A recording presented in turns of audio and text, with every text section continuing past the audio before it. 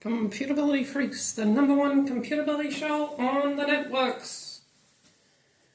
Welcome to Computability Freaks. I'm your host, Aaron Carmody. You might recognize me as the host, as the star of the #1 TV show in computability, Computability Freaks. Why don't you come with me on this journey through Soare's Turing Computability Theory and Applications. Today's episode is Unbounded Search and Unsolvable Problems. Okay, welcome everybody. So just a disclaimer, as always, that I'm just going through this for the first time, really, this book for the first time, and so I'm probably going to make some mistakes and, maybe clear things up later after I go through it. So I appreciate, going through this book with me, and I hope you're enjoying this book, and that's what we'll go through today. So, and I just want to talk about, the plan for today and the plan for the rest of the semester. So, right now, we're in 1.6 Unsolvable Problems, which does have the 2 stars. There's a lot of important stuff in there. And then there's some more stuff that maybe we won't go through all of it. So, my plan is for next time, we'll finish up whatever we can for chapter 1, because it's the end of the semester and changes happening, of course. So, so we'll get through that, and then I'm also going to talk about, and then at some point later this summer, maybe even early in the summer, I'm going to give a talk on here, a special edition of Computability Freaks, of my paper, Non-Deterministic Infinite Time Turing Machines. So I just want to talk a little bit about the status of that paper today. Okay. Okay, so here we go. So I got some notes on here, and I also thought maybe we should do some other stuff and maybe talk about art a little bit today. So I hope you're having a great day, and I hope the setup's okay today. So let's see. Maybe this will work great. I just like we're having a party today, so sit back, relax, and we'll just do some computability and some other fun stuff. Okay. So I don't know where I am on this. Okay, so we'll see how this goes today. Okay, sorry. Once again, I have to blow my nose a million times. Actually, I'm going to step outside for a second. Oh yeah, I'm like, what are we doing today again? This unbounded search operator.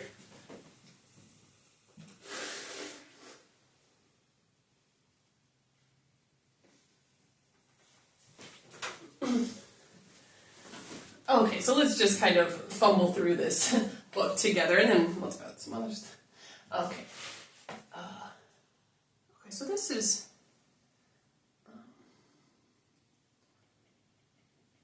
theorem 1.5.7. Okay. If phi xy is a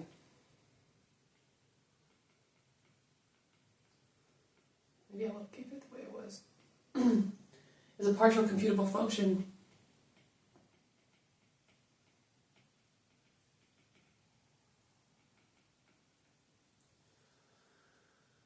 and phi x equals mu y. Okay, at first I thought maybe this was there exists y. This is the unbounded search operator. I'm just going to write down what he writes after this. So in the brackets it says theta xy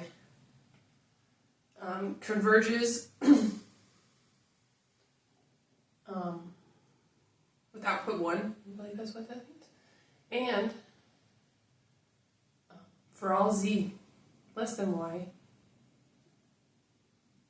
theta xz converges, and that did not have output 1. Okay.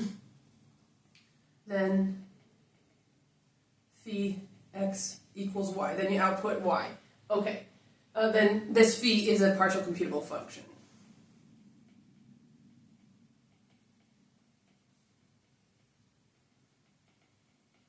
Okay, and I have a lot of gripes and whatnot to share. But let's just get through some math first. No, I'm not complaining. I'm just living my life. Okay, so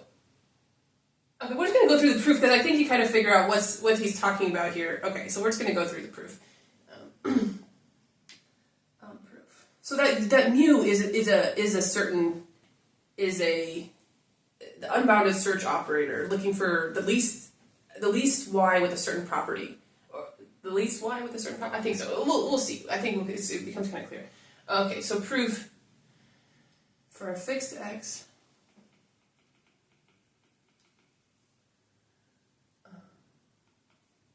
compute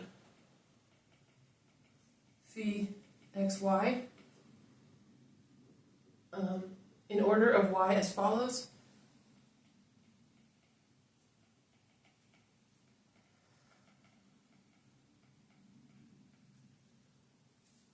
Okay, it's a short proof, but I have some picture for what I think. What we're doing here. Okay, so for fixed x, compute s steps for each y less than or equal to x.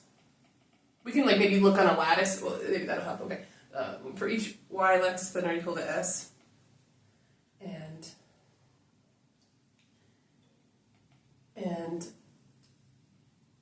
go to step s plus 1.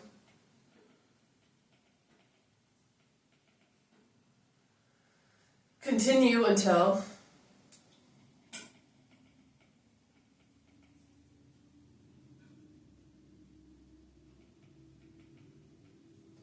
if ever okay,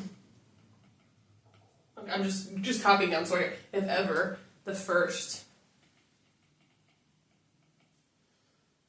y is found such that phi xy converges to 1. Okay, so I'm being very careful. I mean, I have to understand step by step. I'm thinking about, so I'll just tell you right now. So I had a paper. It was rejected from this conference. I didn't like. I submitted it to a paper. I mean, to a journal, like the top journal I know of, and then it was rejected too, and said maybe this conference would work. And then I didn't change it at all. I didn't do anything to it, and it's all me, you guys. But I want to talk about a little bit some things I might have done wrong, but because I definitely could write a better paper, especially after this like time we've had together. It's made me feel more comfortable about writing Computability. But anyway, one of the critiques, I definitely agree with the critique. Some of the critiques, not all of them really, but one of them was like that it's like the puzzling the amount of details, because it's like, well, I wrote it when I was a student, but even now still, I mean, yeah, I think that if someone had never heard of Turing machines or infinite time Turing machines or anything, they could read that paper probably and understand it, which could be a good thing, but I'm not going to defend myself and be like, also, I just want to say that I don't want to do something different. I mean, this is really fun. We're doing this. I like doing this, but I don't like to be like, well, I'm just going to do something totally different and I want to be a part of the fold. I want to be a part of the fold even if, I'm on the edge or something or super slow. I still want to be a part of the real fold. Okay, just wanted to mention. Okay, so so let me just continue with the proof. Okay, I had to just get that little bit out. So I'm just going through it carefully, but I'm not going to have sour grapes. I'm not going to be like, well, they're wrong, and I'm just going to start my own computability school. I completely don't think that at all. I think that I'm uncomfortable with the paper because I feel like there should be more to it. I'm going to talk about that. But also, it can be much better written. I wrote it when I was a student. I mean, but I'll talk about what I worked on after that last break. But okay, I had to just, it's on my mind. Okay, here pi diverges if there is no such y.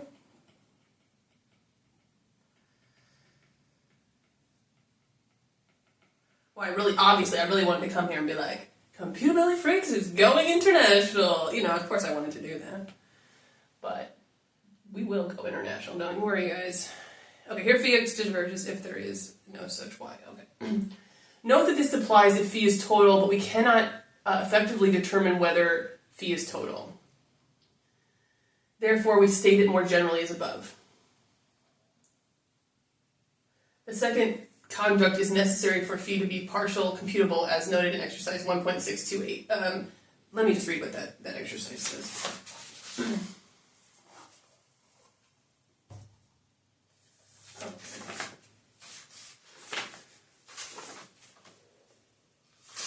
This is, what are we doing here?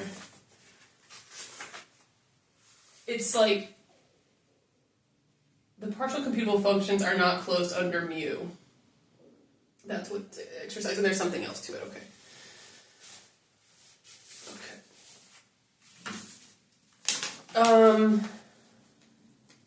Okay, this is from Wikipedia. In computability theory, the mu operator, minimization operator, or unbounded search operator searches for the least natural number with a given property.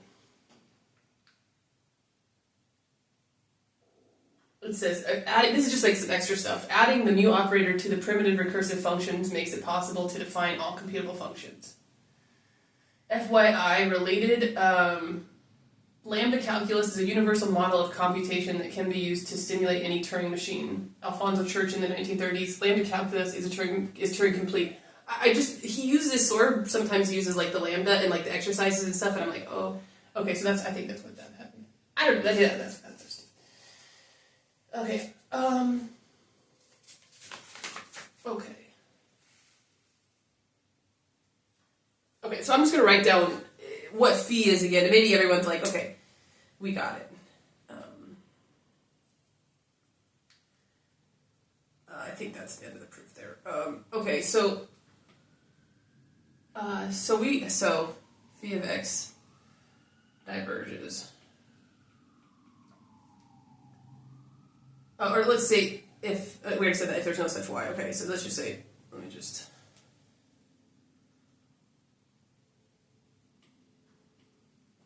Okay, on input x, searches for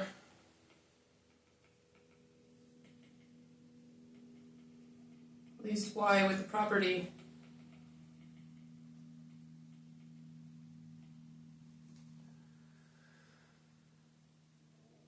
okay, so that that phi xy halts with output 1.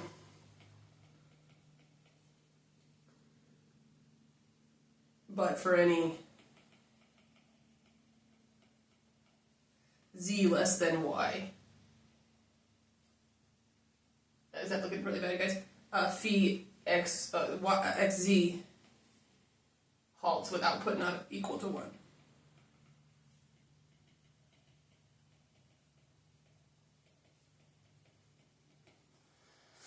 Okay.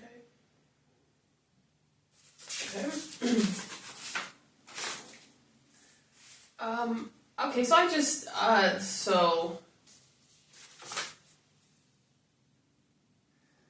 okay. So I'll just drew a little picture here. Okay, this is like the domain of phi xy.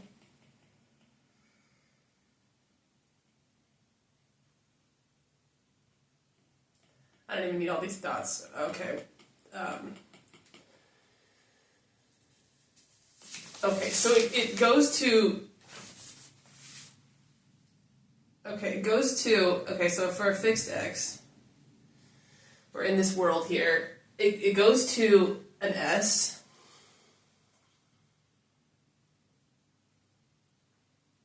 Okay, it goes to this s, and it says, this is s, and it says, is the output, does it converge and the output equals 1? Equals 1? If so, then you just stop. Then you found it for that x. If it's output not equal to 1, then you go to the next one, and you say, okay, does that have output equal to 1? And the ones below it don't? So we're looking for the situation where, these little like dolls, where I'm going to check this whole thing, and I'm going to see, does this have what I want, where these are output, it's fixed x. For all these, I put them in, the output is not equal to 1, and then the output here is equal to 1. Okay, so I'm looking for these kinds of guys. And I'm going to check all these.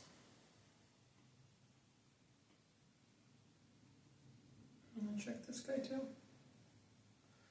Okay, that's okay, so this little picture here. Yeah, it just says we're looking for a person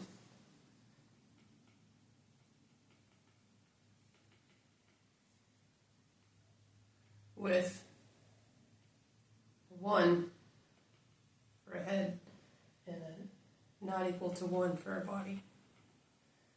So we're looking for these people.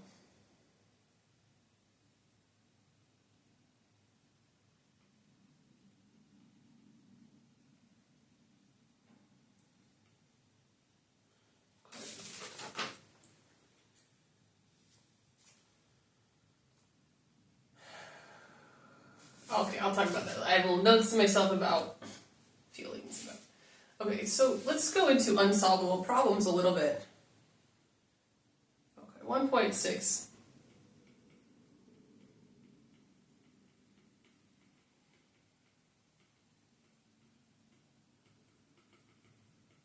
I'll just read what it says here. Okay, it says publishing math papers is really hard. It's like a work of art. And I'm thinking now, like, they really, really want, like, something very polished, very done. Obviously, but, you know, it kind of takes me a while to catch up to that. Like, I like, know that, but I don't. I guess sometimes I think they'll just tell me what to fix. And then I'll fix it, and then I'll really fix it, you know? But, like, I was thinking about art and stuff, like, you would never turn in a painting and be like, it's kind of done. It's pretty much done. Okay, so there's that. And also, just something I would like remembering to myself is like when you have like a failure like this or like a setback. It's not even a setback or a failure. It's just like a no. You know, you gotta know. It's like it's good to remember that like the only reason you're in this kind of disappointment state is because you put something, because you created something. You know, it's like you're only getting a rejection because you created something, because you tried. You know, because you like. You created something and submitted something. Okay, so I just think about sometimes I'm like, I'm out like having a great day and like everything's going well, and then like I'll like, I don't know, like there's someone that's interesting and I want to talk to them or something, but then I don't, and I get nervous and I don't talk to this person that seems interesting to me, or maybe it's like try to make friends. I don't know. And then I'm like, now I'm disappointed. And it's like now I'm like, oh man, that's a disappointment. But it's like, yeah, but there was no disappointment if there was no like expectation or something. Oh, anyway, I don't know. Okay. But I do think, yeah, math they really, like, these are like works of art. Okay. Unsolvable problems.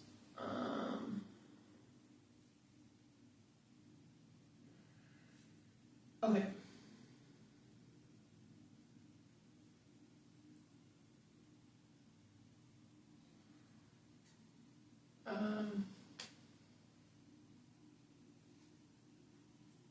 I guess this is just a convention. I'm not going to put that in. I feel like that's...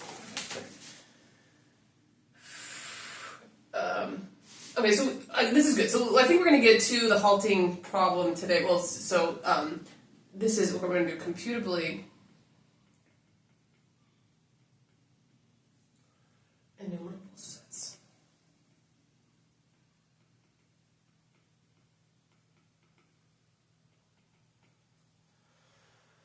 A set is computably enumerable if it's the domain of some partial computable function.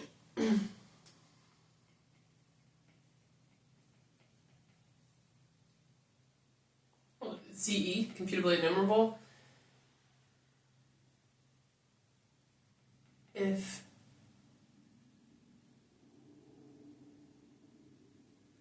it is the domain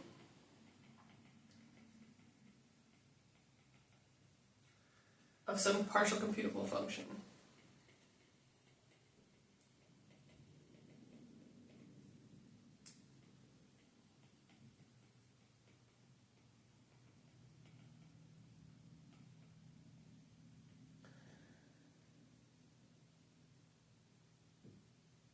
Okay, so to let the if set be denoted by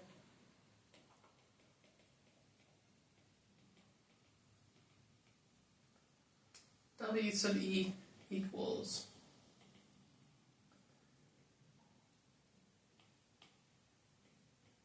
domain of phi sub E x phi sub E x. Okay, so it's like all the numbers that are in this computable function that the function halts on. The domain, that's okay, that's nice. And I guess this is saying, like, talking about like the name for it. So W sub E is the domain of the Turing programmer computable function. Okay, so note that any computable set is CE.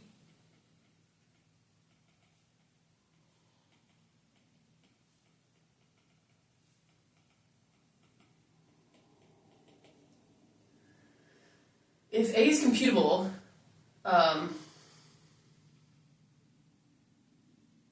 let's just say, okay, A is computable, so that means its characteristic function is computable. So then A is, we want to write it as the domain of a computable function. Okay, and phi is phi of x equals 1 if the characteristic function of A on input x equals 1 and phi x diverges otherwise.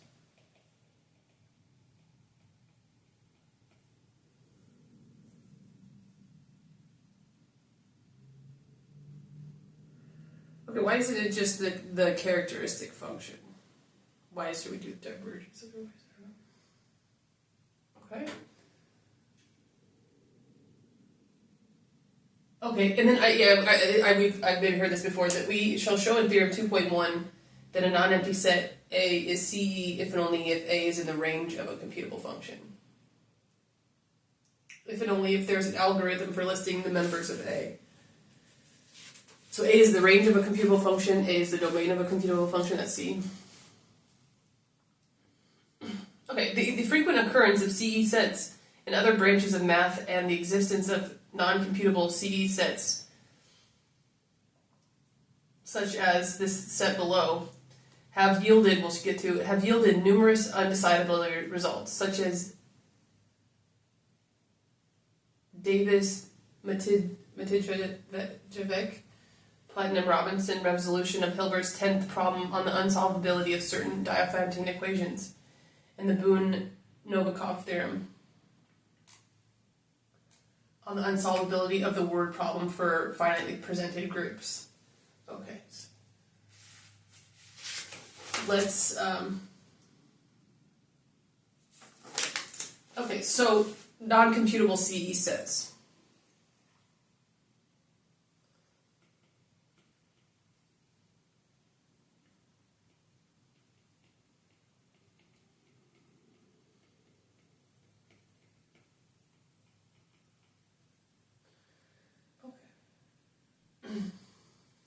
Okay, so let K be set of all x such that phi sub x, this x program on input x, converges.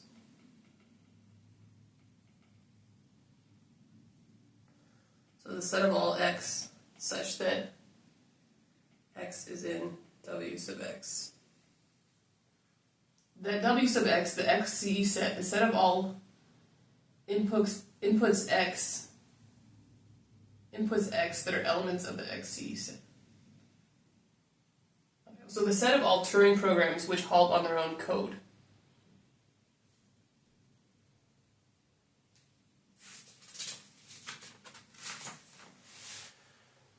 Okay.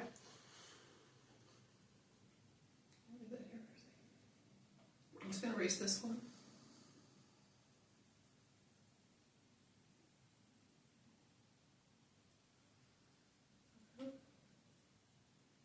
Theorem.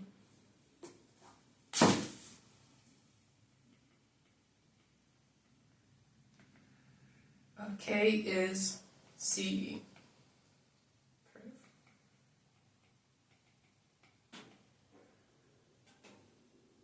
K is the domain of phi this phi here, phi of x equals x if phi x converges. So the programs that converge on their own code, phi gives out that code, and it's undefined otherwise.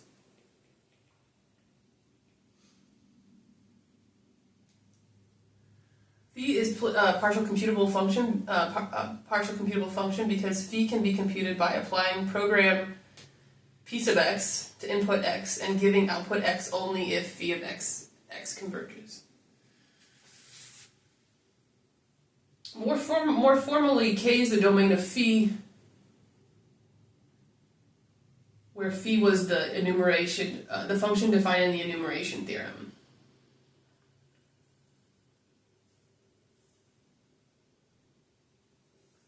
Okay, in the enumeration theorem, phi x zw computes the z Turing program on input w.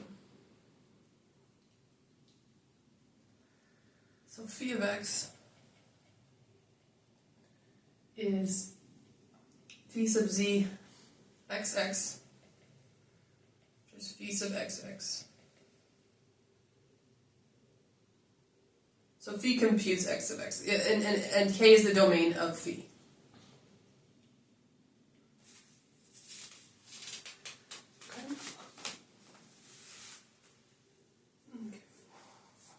And then theorem 1.6.5. K is not computable.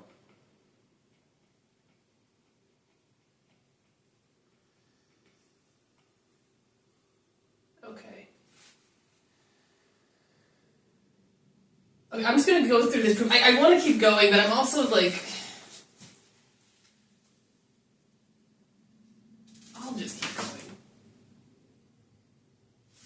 going through this. Okay. I just feel like I want to do some other stuff maybe.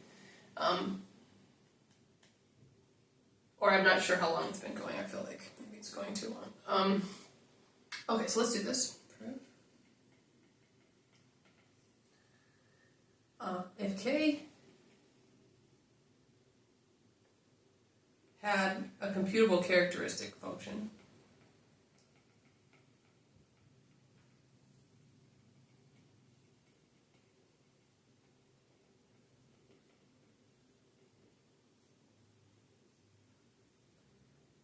then f would be computable.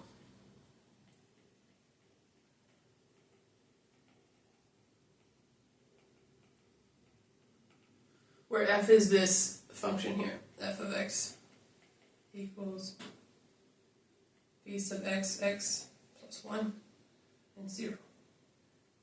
If x is in k, if x is not in k, because we can compute what's in k and what's not in k, that would be computable, but problem here is that f is not going to be equal to any computable function.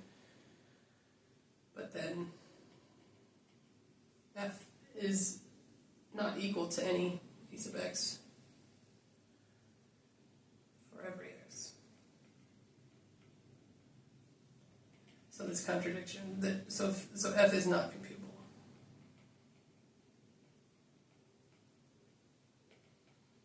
Okay.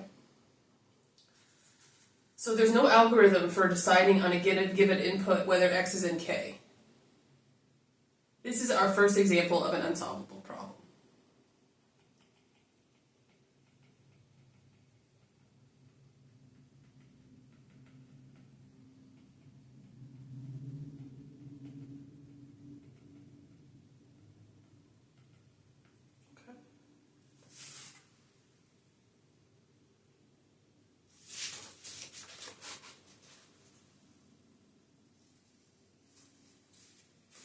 Okay, so let's just get a little bit into this next part.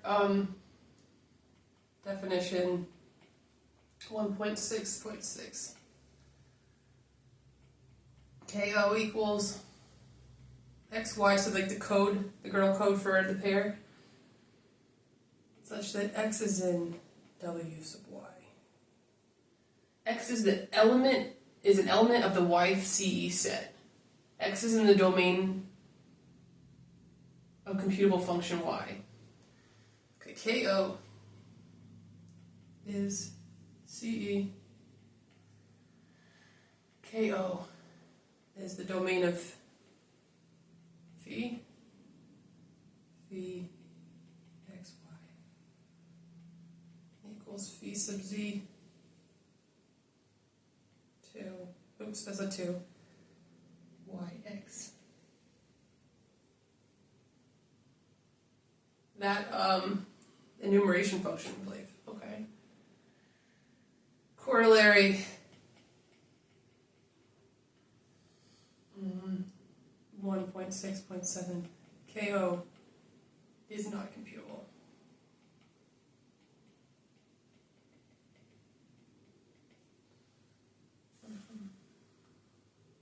Proof? Okay. Note that X is in K if and only if XX is in K not. Okay.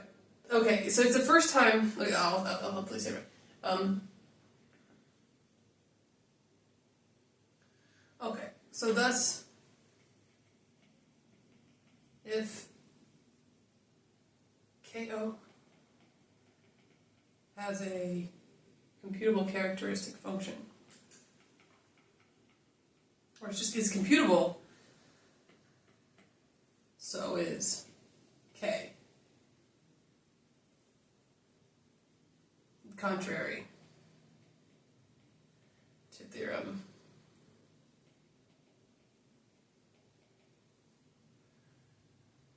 1.6.5. Okay.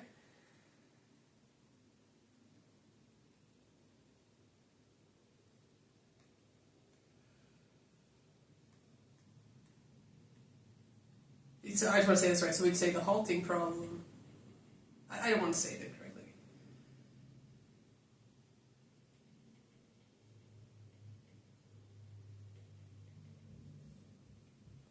Reduces to KO.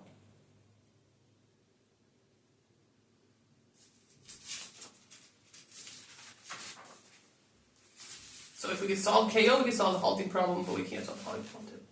Okay, so I guess KO is the halting problem, you say. Okay. Actually, I shouldn't say that. But in this problem, well, we can say the uncomputability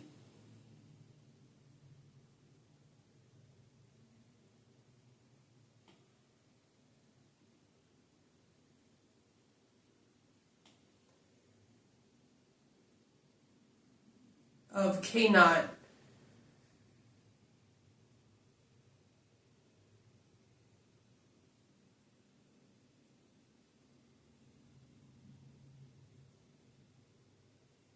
or we could say the computability of K reduces to the computability of K naught.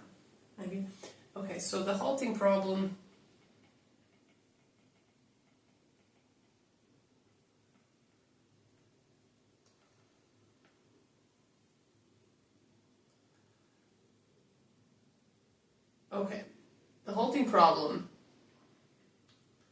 is to decide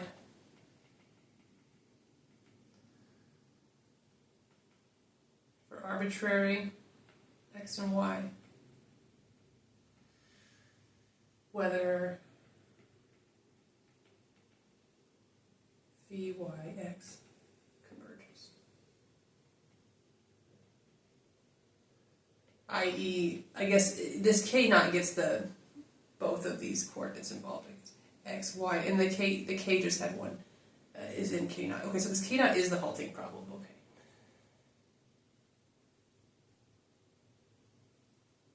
So the corollary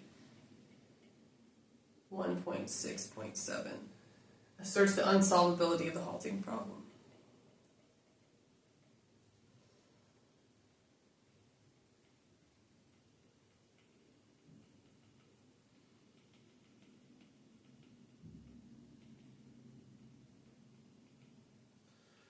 Okay. The proof of the corollary suggests an indirect method for proving unsolvability of new problems by reducing k to them. I'm just going to write that sentence down. Soare, of course. The proof of the corollary suggests an indirect method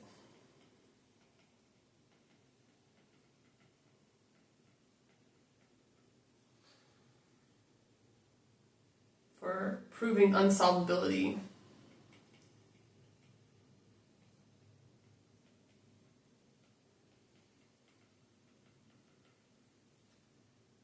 of new problems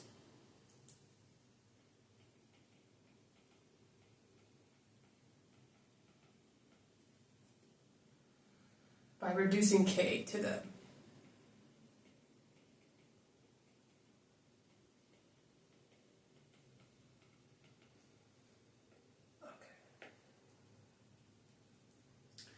Okay, so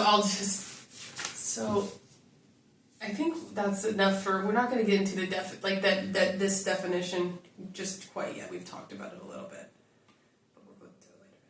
Okay, so let me just say, I want to give an example. So this is common to say it the wrong way. I definitely hear Joel Hampkins in my ear, and I remember in class, in logic classes and in computability class, hearing this, that this is commonly said the wrong way.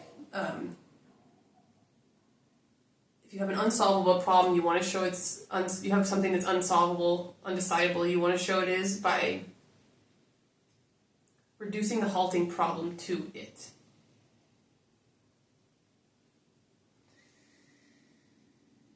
Okay, so Joel Hampkins had this, Twitter, he said, this analogy, I should look it up, of, another way to say it, and then, then I came up with this one, so I'll just share that one.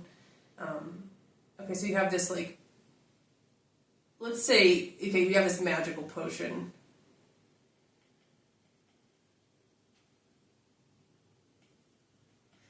And I claim this potion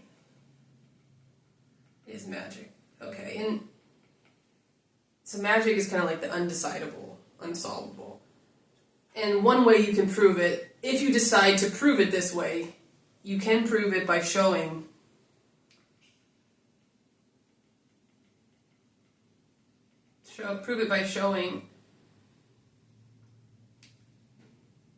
you take something else that you already know about that is unsolvable, it's kind of magical, and then we already know this is love potion. We know this is magical. This is our halting.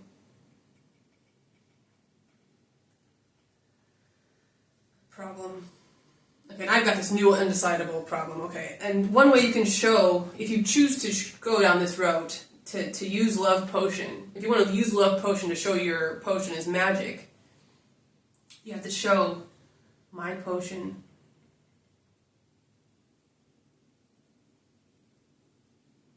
I was about to say it wrong. I'm going to prove it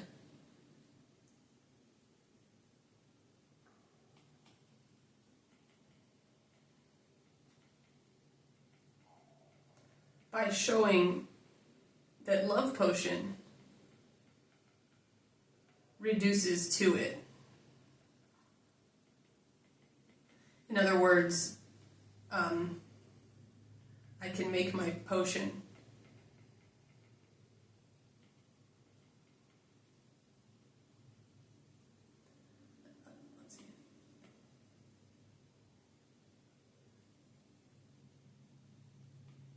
I can make real love potion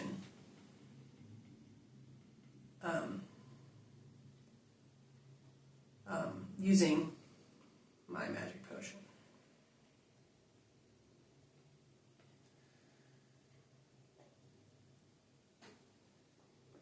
Prove it by showing, okay, so it's, if you want to go down this route of proving your potion is magical, you have to show I have my magic potion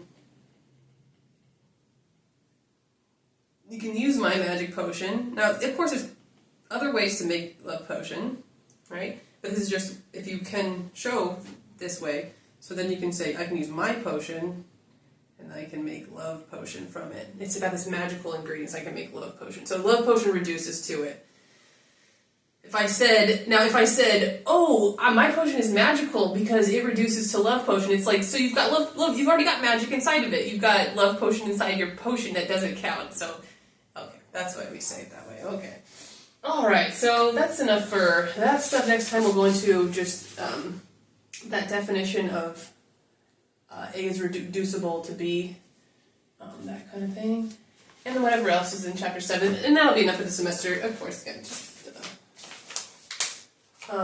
got all kinds of things going this summer, but I'm definitely, like I said, I'm going to come back and do a special edition. Okay, so I want to go and look at the paper. I just want to go and complain and look about the paper. I'm not complaining in like, I don't know if you can read this or not.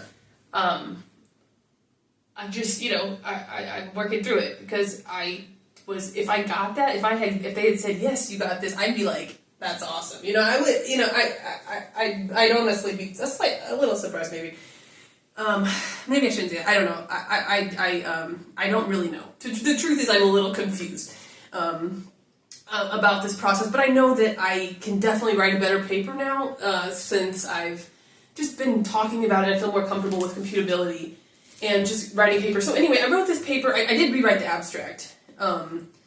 It's just talking about like in the infinite case, in introducing non-deterministic infinite time Turing machines, and also like in the infinite case, does P versus NP hold, and it doesn't. But Ralph Schiller already showed that. This is kind of like another way to show it.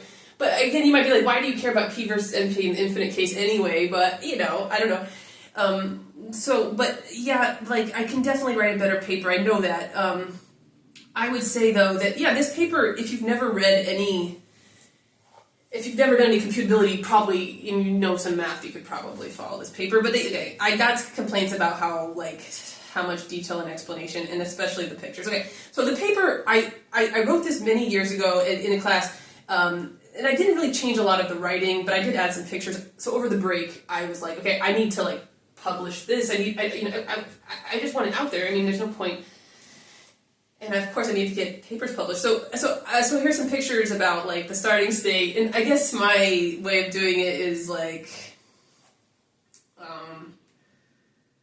that's the head moves around, and then it just changes its state with the words there. And maybe they're different colors. Okay, but anyway, so they said that there was puzzling amount of detail to describe how a non-deterministic machine can calculate all the reals. But I don't know, maybe I got a little obsessed with the pictures.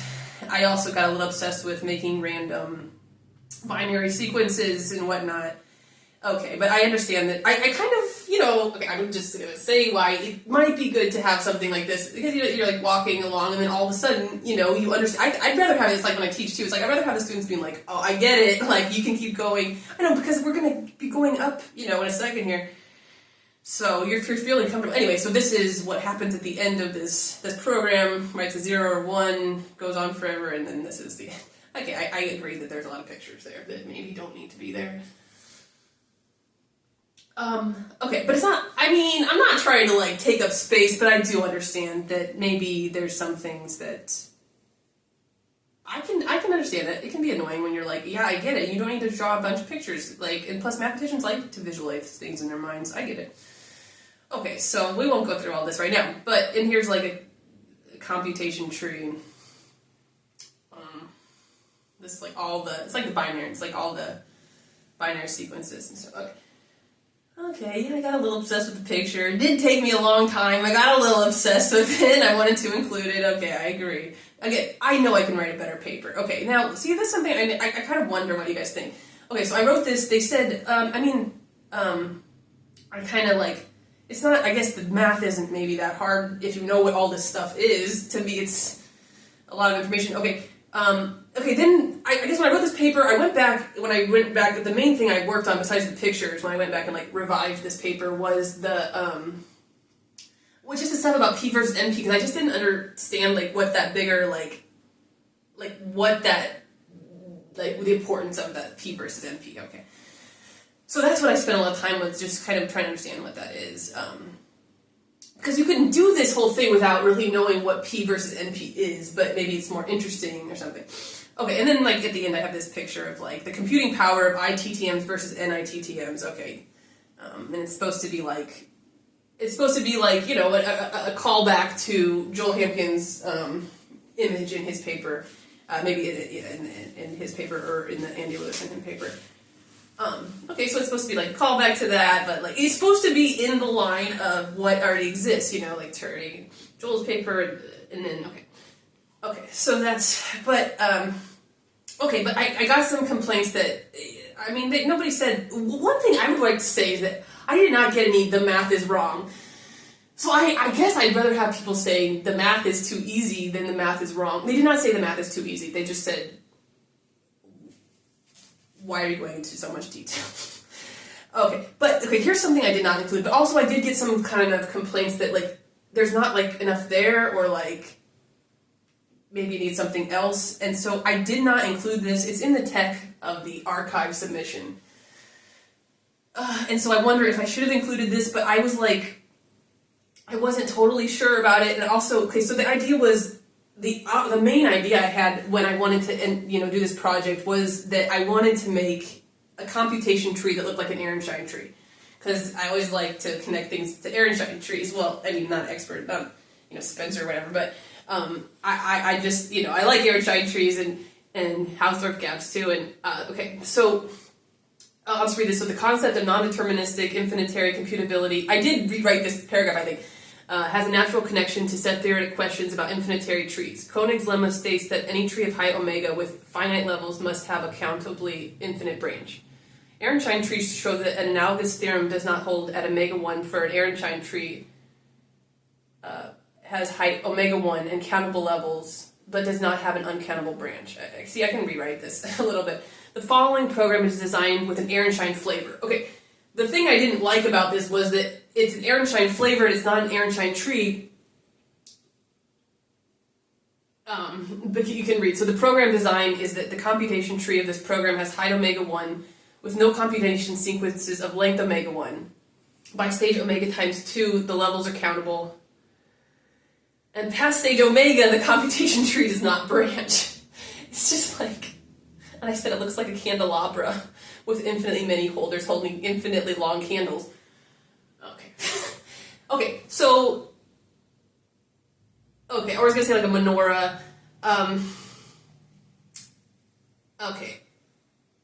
So, I mean, it just doesn't, it stops branching, so like that was really disappointing.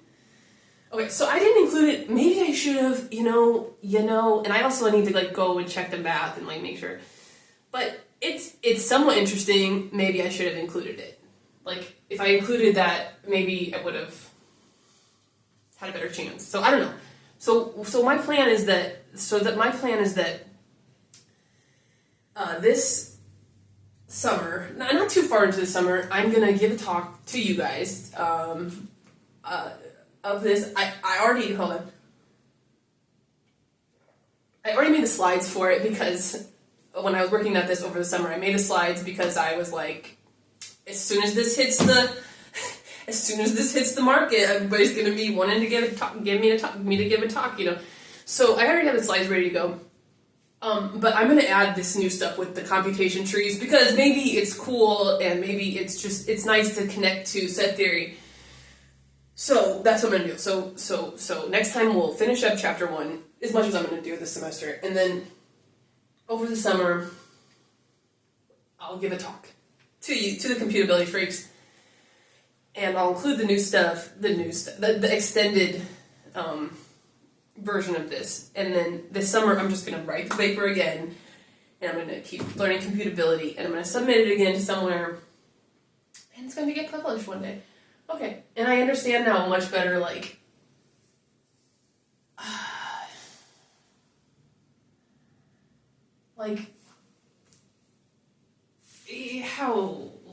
how long it takes, or maybe how, like, how much effort you have to put in, or, like, for me, it's maybe the editing stage, I don't know. But anyway, So at least I was worried about this summer. I'm like, what am I going to work on? Because I don't really know. But I'll work on this, and I'll finish this, and then we'll keep going. Okay. I want to see if there's anything else I want to talk about. Okay. Okay. Okay. I can't give up. I'm not going to give up. And I'm not having sour grapes. I'm going to do research in the summer. Okay.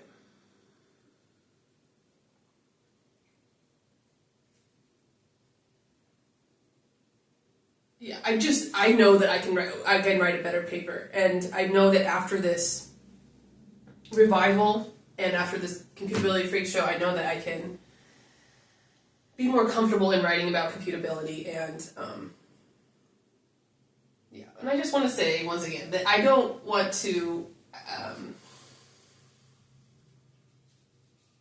I know, like, a long time ago when I was an undergrad and I wanted to become a math professor. I wanted to become a math professor because I wanted to do math and work on math problems. And I just, I saw something on Twitter, like, math people love to just be in a state of confusion. And then I love that too. I love, like, reading a paragraph and being like, oh, I'm going to understand this after a little while, but I don't understand it now at all.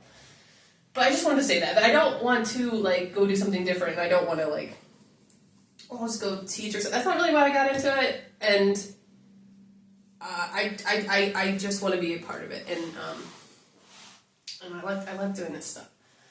Even all the, like, rejection, like, it is so humbling being in math and, like, the rejection. But I get to the point where it's like, I feel like after I get the rejection and then it absorbs for a second, I feel kind of like, I felt sad and then maybe mad, but then motivated, towards a new path and towards also now I know I can keep working on this because now I can, like, I wasn't totally comfortable with it, and I'm definitely not and there's like bad typos and stuff too.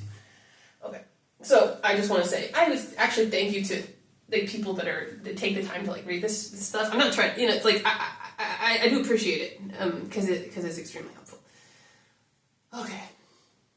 So, wait, what else I want to do? I want to just, if we have a little time, we'll definitely read a little bit of Turing and Post, and I just felt like, just talk about art for a little bit. Here's my latest art piece. It's hard when, like, right now because I don't have, big canvas and, like, oil paints and stuff. So this is what I'm working with, these, like, pens here. They're pretty great. Like, I have my cats and stuff, but these are, like, they're very, like, satisfying, and you can draw very straight lines with them. So this one, talk about editing. Art is really hard, and I get really, like, kind of emotional when I do art. And I'm like, nobody knows how hard this is. Just stupid stuff, you guys. Or I'll be like, God doesn't want me to draw a straight line or something like that. Just irrational stuff, and I get in this mode, but I kind of let myself go with it.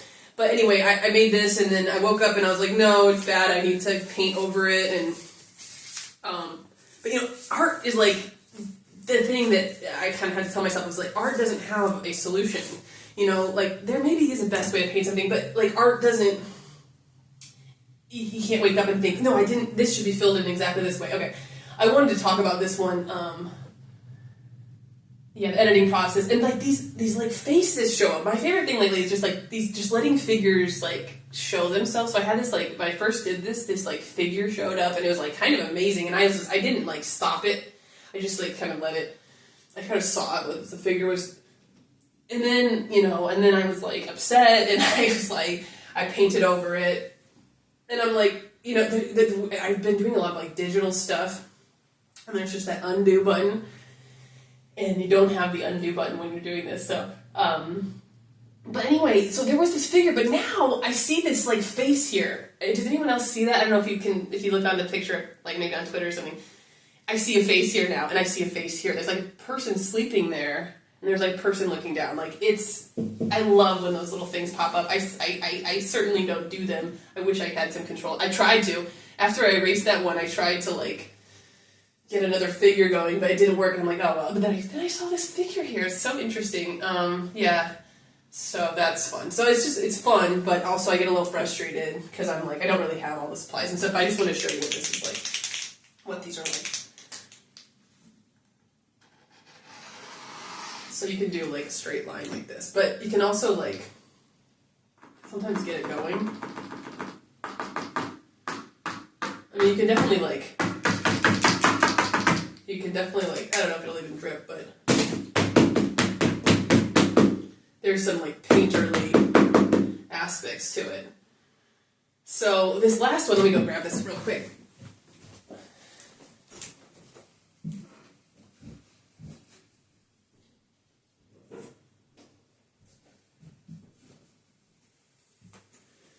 Like this one to me was it was very fun to make, and like I just went for it. I really like I really want to make a piece where I see these pieces where it's like you look at it and you're like, maybe it's like a city or some kind of architecture, but it's like just abstract.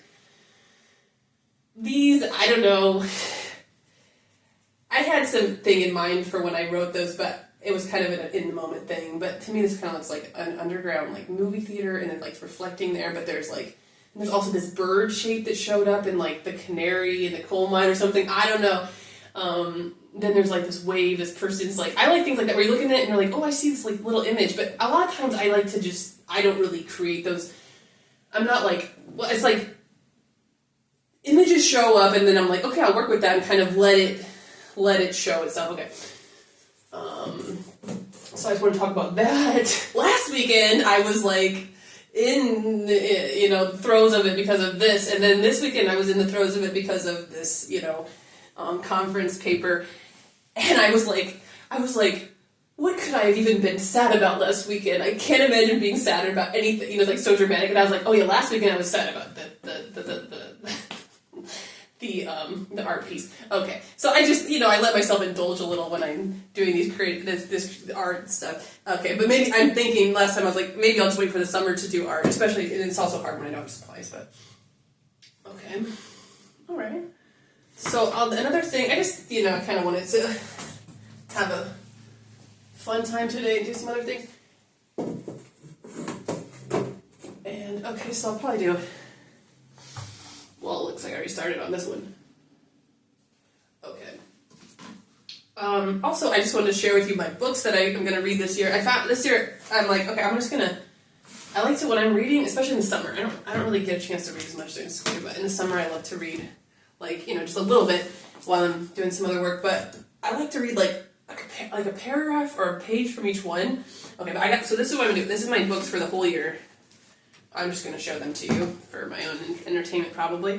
Okay, so the first one, I have no idea. The Mysterious Affair at Olivetti, IBM, the CIA, and the Cold War Conspiracy to Shut Down Production of the World's First Desktop Computer. Thought that was really good for computability freaks and everything. I don't know, it was on sale. Ooh. It's a nonfiction, so I got a nonfiction. This one looks like the weirdest book in the world, 9 Months in the Life of an Old Maid.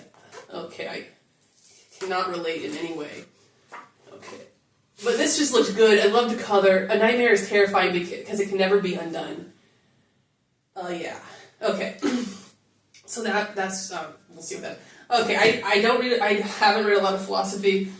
I don't know if this is good. The Words by John Paul Sartre.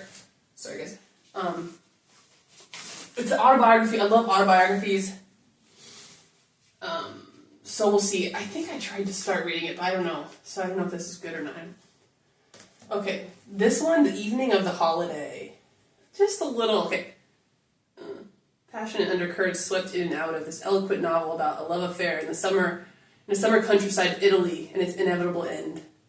I love every kind of light, heavy, just put me in some kind of a scene. That's going to be a fun one. Okay, The Twilight Zone. This is going to be good, I think. I think I started this. This was kind of interesting. There was one already.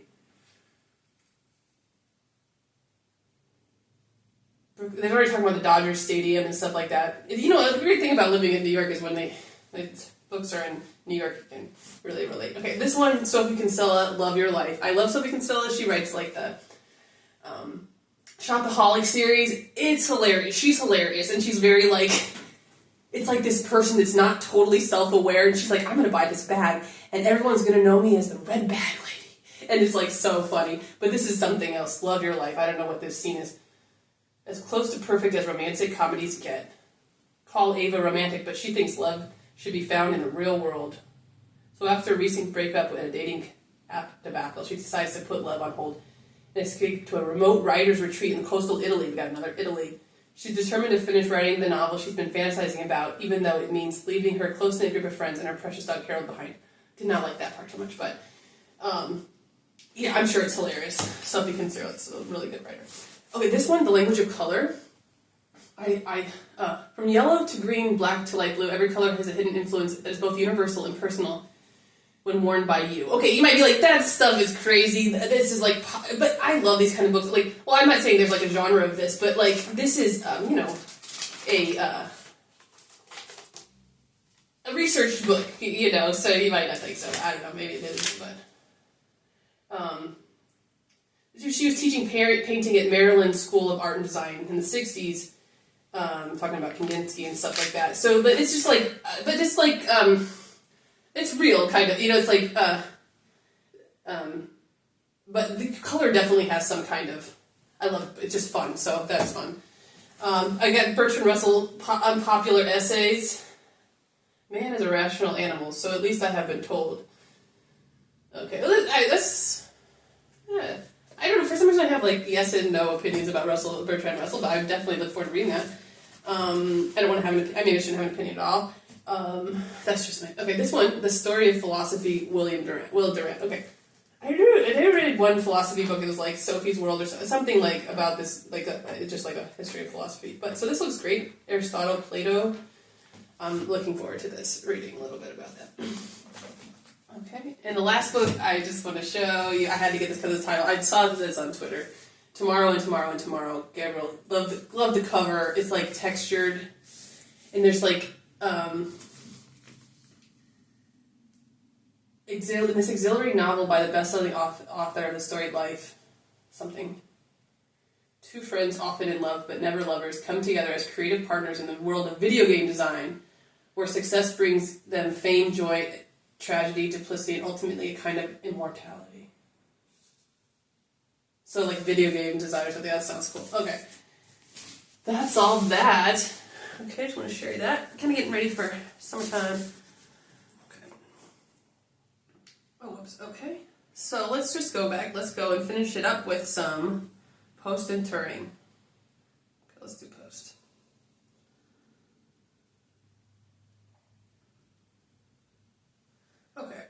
Okay, so, I don't know.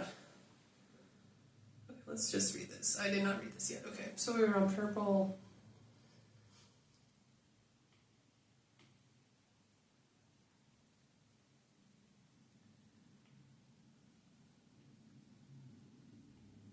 Okay.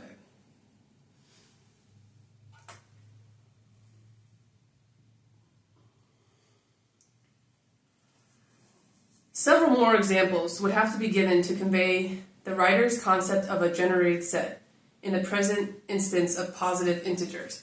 Suffice it to say that each element of the set is sometime written down and earmarked as belonging to the set as a result of predetermined effective processes. It is understood that once an element is placed in a set, it stays there. The writer elsewhere has referred to a generalization which may be restated: every generated set of positive integers is recursively enumerable. For comparison purposes, this may be resolved into the two statements: every generated set is effectively enumerable. Every effectively enumerable set of positive integers is recursively enumerable.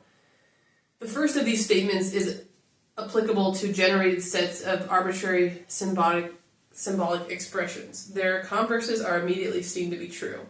We shall find the above concept and generalization very useful in our intuitive development. While we shall frequently say, explicitly or implicitly, set so-and-so of positive integers is a generated and hence recursively enumerable set, as far as the present enterprise is concerned, that is merely to mean the set has intuitively been shown to be a generated set. It can indeed be proved to be recursively enumerable. Likewise, for other identifications of informal concepts with corresponding mathematically defined formal. Likewise, for other identifications of informal concepts with corresponding mathematically defined formal concepts. Okay. post it up.